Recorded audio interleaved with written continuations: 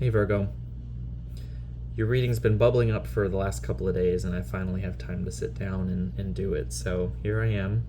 I've gotten a couple of cards out for you already, and this is actually my second attempt to do your reading. And even after shuffling the cards, I've actually ended up with two of the same cards that I got from the previous attempt, and the overall theme is very much held true. So I'm still using the Taro Yawali Ehikat by Mi Corazon Mexica. Oh, I thought there was a card in here for a second. I was like, wait a minute. I thought I got them all.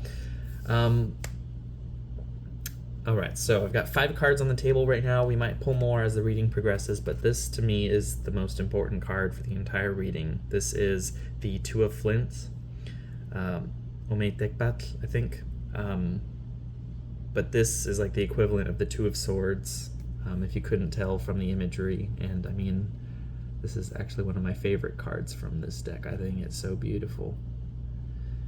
But this is introducing the concept of contrast, of duality, of possibly indecision. I don't necessarily think that's the case here, and I'll get to why that is. But the most important theme of this card that I think is being reinforced by the rest of the spread so far is this idea of a dichotomy, of opposing polarities being expressed at the same time. And I'm lingering on the moon as I'm saying that because I think the moon is the most immediate way that we come into contact with this idea of duality. Both in terms of, yes, you have the sun and then you have the sun giving off light, the moon reflecting light. There's an inherent polarity in that, but also in the phases of the moon. So you have the waxing half of the lunar cycle and you have the waning half of the lunar cycle. One is increasing and one is decreasing, expanding and contracting, rising in the daytime or rising in the nighttime, kind of like how we have this concept of morning stars and evening stars. And that's relevant to this reading because in the first attempt to do your reading, both of these cards came through. Both of these cards are 9s, Chikonawi, Chikonawi Chalchiwit, and then Chikonawi Topili. So the 9 of Jades, or the 9 of Pentacles, stones, whatever you want to call it, and the 9 of Wands. Look at how they're both looking or orienting themselves in opposite directions. And look at the polarity of the expression of the environment around them. There is almost an air of luxury, of vibrance, of life, of beauty, of color and joy and pleasure in this card here. And then in this card, it's more stark. It's more muted, dry, shriveled, almost oppressive. Whereas this feels very much like a nurturing space to be in, this 9 of Jades. This 9 of Wands feels oppressive. It feels uncomfortable and sharp, and perhaps also more cerebral as opposed to more worldly like this card would be. But in the first attempt to do your reading, the concept that these two cards called to mind for me was this, again, this concept of morning stars and evening stars, and that's relevant to the discussion as I'm recording this reading because we have Venus as an evening star, I think about 22 degrees elongated from the sun. And then in the morning sky, before the sun rises, we have Mercury, Mars, and Saturn. And I think this depiction and the description that I gave it very much aligns with an alignment of those 3 planetary archetypes. Especially considering Mars moving towards a conjunction with Saturn as we speak. What's also funny about this second attempt to do the reading is the card that came up between these two cards, and it is the card of the sun. So it's like the imagery is speaking for itself. evening star, morning star. And what defines that division? The sun does. You can see Venus in the evening sky after the sun sets. You can see, potentially, I mean, they're a little bit more difficult to see, especially Mars, but Mercury, Mars, and Saturn you can see in the morning sky before the sun rises. Really cool how that sort of happened. But what relevance I think that has for the reading for you, Virgo, is that I feel like you're sort of the bridge between these opposing forces. I'm seeing like a Y, where it's like these two opposing forces are being aligned in a triad within you, and you're sort of bringing that energy down and embodying it, and it's very uncomfortable, but I think in a way it's also helping you to be more genuine about how you conduct yourself in the world.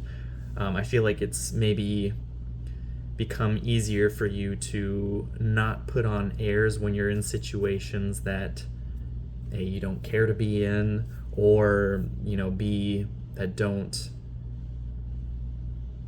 have as profound an impact as maybe past versions of you would like to pretend that they do. And what I mean when I say that, or at least what comes to mind when I say that, is, say you're in a group of people and somebody says a joke and everybody's laughing except for you because you don't find the joke funny, and you're not going to sit there and pretend you do. I feel like there is a doormat version of yourself that wants to make sure everyone is comfortable, wants to be sort of the mother of the group and provide nurturance and provide space and comfort for other people around you. But I think there is a sort of severance, and that's a key word that keeps coming up in the readings that I've been doing, but a divorce from that aspect of you that wants to provide that for other people, because who's providing that for you? I think that's part of the issue right now, is that you're sort of realizing how uncomfortable you feel generally, and how little effort other people seem to put in to change that, to welcome you into the space and to ensure that you are cared for and accounted for and feel like you're being heard, feel like you're being appreciated, feel like you're being valued. And that hasn't been there, and that is in contrast to the fact that you have always been that person for other people or another person. But there's something about you sort of bridging this polarity within yourself that's making you feel more assured in yourself, making you feel more confident in yourself to be able to not care anymore about the other people. And I don't say that to say that you genuinely don't care about other people, or you don't care how they feel or how you make them feel based on what you say or do. Like, that's not what I'm saying. But the version of yourself that puts on an act, or pretends to be something, or pretends to feel something that you don't, or that you are not, is no longer there. Masks off. The sun is what it is, and it shines, and you can take it or leave it. You can hate it or love it, but it's going to treat you the same no matter who you are or where you are. It's still going to rise in the morning and set in the evening. It's still going to burn you if you sit out there for too long.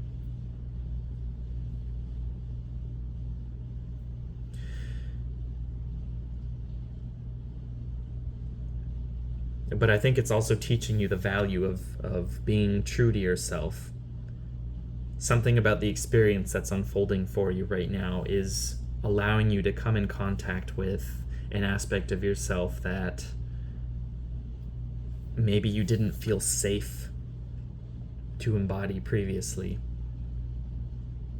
You were too afraid of how it was going to be received by other people, or you were too afraid of maybe causing conflict as a result of you voicing your mind, or not censoring your thoughts, your feelings about certain things, or not trying to make other people comfortable. And you were kind of apprehensive about doing this in the past, but now it's sort of like you passed a critical juncture where it does not matter to you anymore, because you're building something.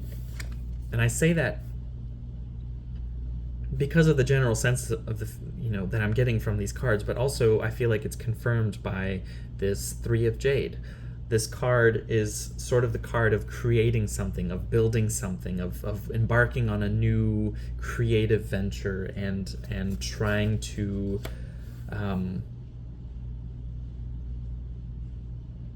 provide a space for yourself within which to express and pursue the things that you've been working towards.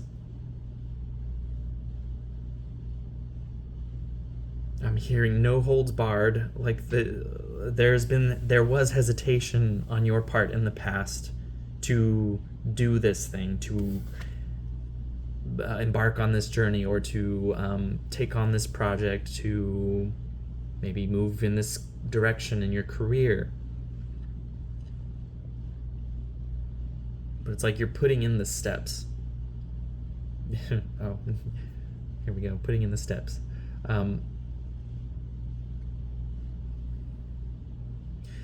You're taking the steps necessary to move you in that direction. And it's like you're going to be true to that, because you know it's where you want to be and where you need to be.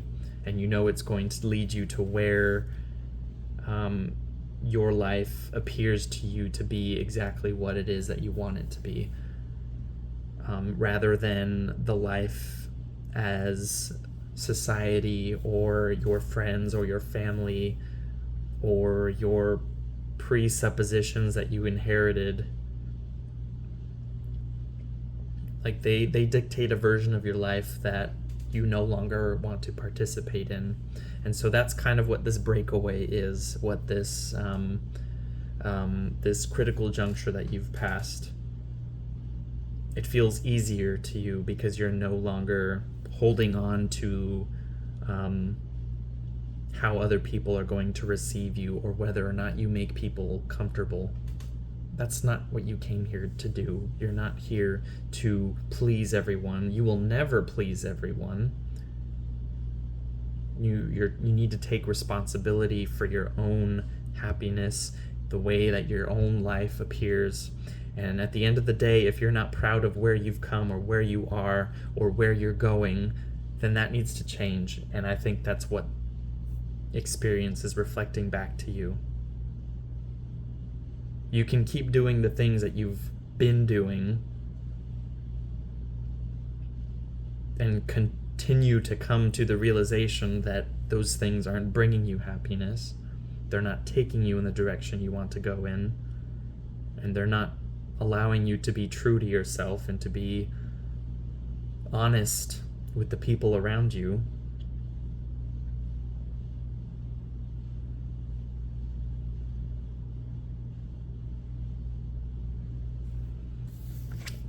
And with this card, it's like, put on the makeup, put on those clothes that you've been too afraid to wear, because they make you feel good. They make you feel like you look good. They make you feel like yourself. And, leave behind the invasions of other people's opinions, because they don't ultimately serve you. They provide maybe context, or they provide feedback, sure, but ultimately what you do with that feedback is up to you.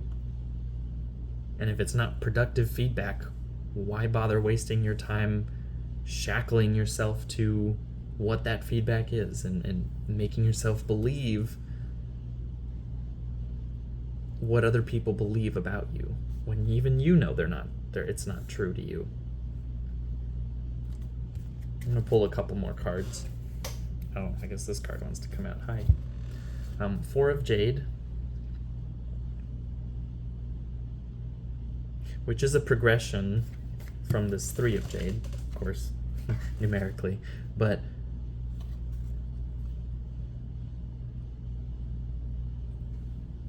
this is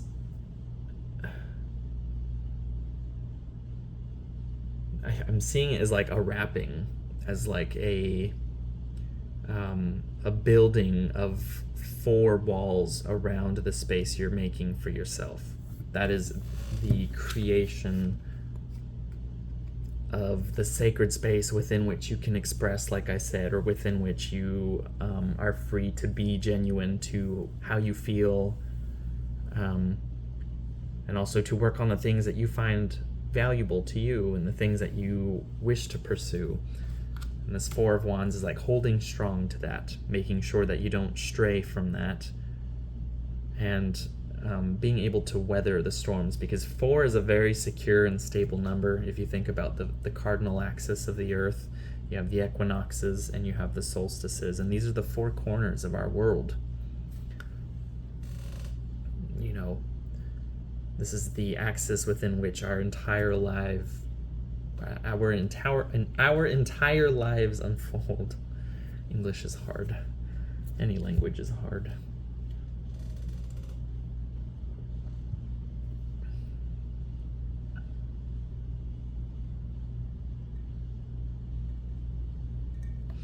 This to me is also something about intellectual property. Maybe making sure that you're taking the necessary precautions and putting in the protections to make sure that whatever it is that you're pursuing or working towards is not stolen from you. Especially because of this Nine of Wands here. Like, this to me is kind of like the card of what happens after your privacy is invaded or your intellectual property is stolen. Especially since we're moving towards that Mars-Saturn conjunction, it just feels very much like that's something that you should, the awareness of that, or the general feeling of invasion that's kind of permeating the air right now, is expressing to you what needs to be a focus for you, something that needs to be mitigated or accounted for in the process that you're undertaking, if that makes sense. Topil Siwatl. This is the Queen of Wands, the Lady of Wands. I like that she's on fire in this deck. The girl on fire! I don't know why Hunger Games has been sort of on my mind the last couple of weeks. I guess it makes sense, right?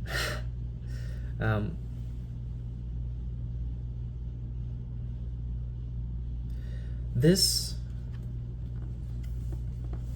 obviously, the suit of wands connects with the fire element, but what I also think connects this card with the sun card here, Donatiu, he is the son of our age in the Nahuatl tradition, the Mexica or the Aztec conception of the world, the conception of time, is this period of time, this fifth sun that we're in.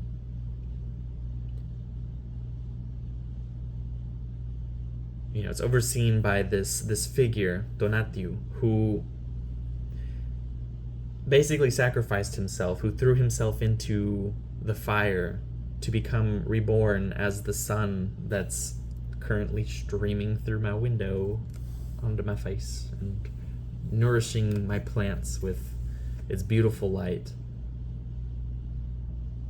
But it's self-effulgence, it's a self-purification, a letting go of, I'm hearing a reckless abandon, like it's giving up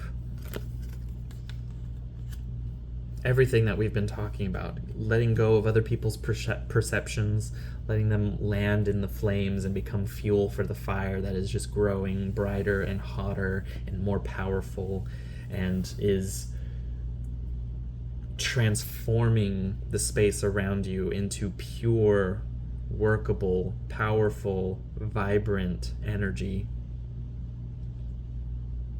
and harnessing that and being industrious with it.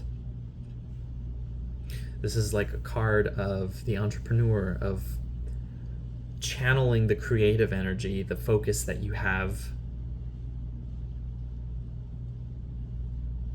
in the way that makes sense for you, creating your own company even. But again, going back to putting in the necessary precautions, covering your ass, making sure that you can go after people if they try to invade your intellectual property or steal it in some way. I'm hearing taking no shit, because you've been doing that your entire life. The doormat. That's the doormat is no longer in the building. The doormat has left. And Virgo has arrived. The real Virgo. Tlacapiloli. I think, if I remember correctly, I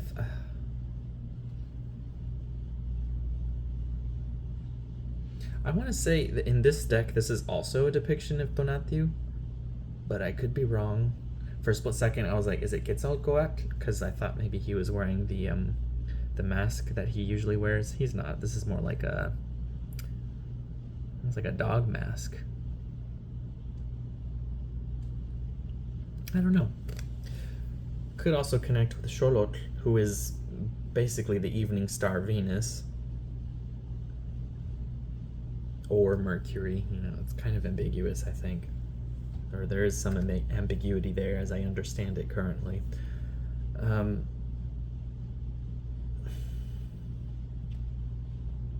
This is like the moment of inferior conjunction where you sort of throw yourself, or where the planets symbolically throw themselves into the blazing heart of the sun and conjoin with the sun and come out again reborn as morning stars. This is that process of purification, of dying and being reborn as something different, as something of a different expression, a different nature. This is the new moon moment. But there's a sort of a reflection that takes place there, because when everything is burned away, when your identities, when your false biases and presuppositions and expectations, when all of those things are let go, what you're left with is the truth of who you are, beneath the layers of identification that you've taken upon yourself, or that has been imposed upon you by other people. I think fundamentally the reading can be summed up as that process of burning away and letting go of expectations, of outside expectations, of outside opinions, and becoming more courageous, larger in outlook, greater in spirit, or something like that. I think that's a quote from Haile Selassie, who is I believe the last emperor of Ethiopia, or was. Don't quote me on that. But it's that idea of becoming more than you have been, of embodying a control and a power within yourself that allows you to discern the moments of thoughtlessness where maybe you do laugh or smile at a joke that you don't find funny because it just, it's the easy thing to do, haha. But having the presence of mind to sit with the space that you're in and how you feel about it, and not put on a show, not be the clown, not be the doormat.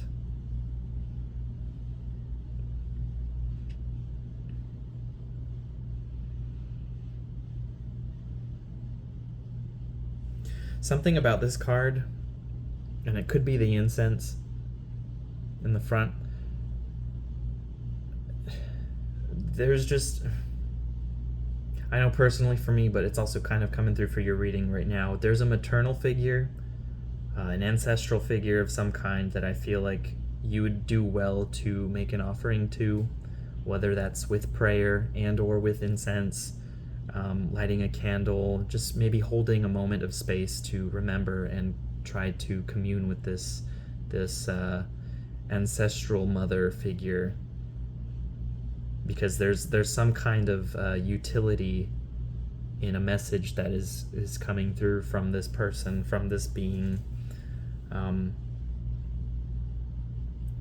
and it can be as immediate as like a mother figure in your family or a friend or whatever, but I also think it can be archetypally just connecting with the mother archetype or with the earth archetype, and trying to embody the steadiness and also the constant state of transformation that earth is undergoing continuously. It's there's a lot of wisdom in it, and I think it has something to offer you, especially with this idea of steadiness, of holding fast to the thing that you've been pursuing, or the thing, the creative project or entrepreneurial project, or even this unfolding of self that's taking place.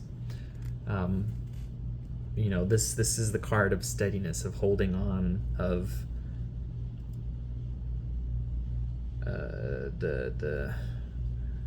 I'm just seeing like the four corners, the frame of a house, or the walls of the house even. It's the thing that supports and sustains the space you inhabit. It's the walls that guard the gardens of your spirit.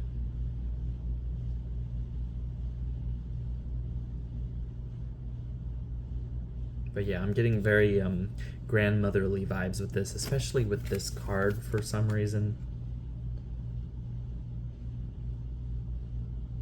Maybe something about what you're going through is connecting to a life event that this ancestral figure also went through, and while the details may be different, there's a fundamental similarity there.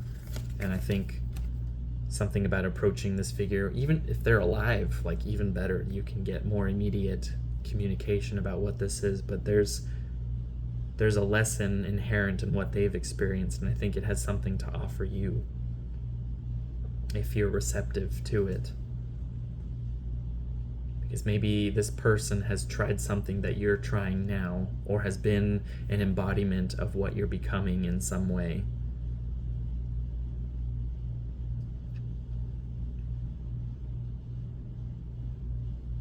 And might offer some guidance for you. So don't discount that.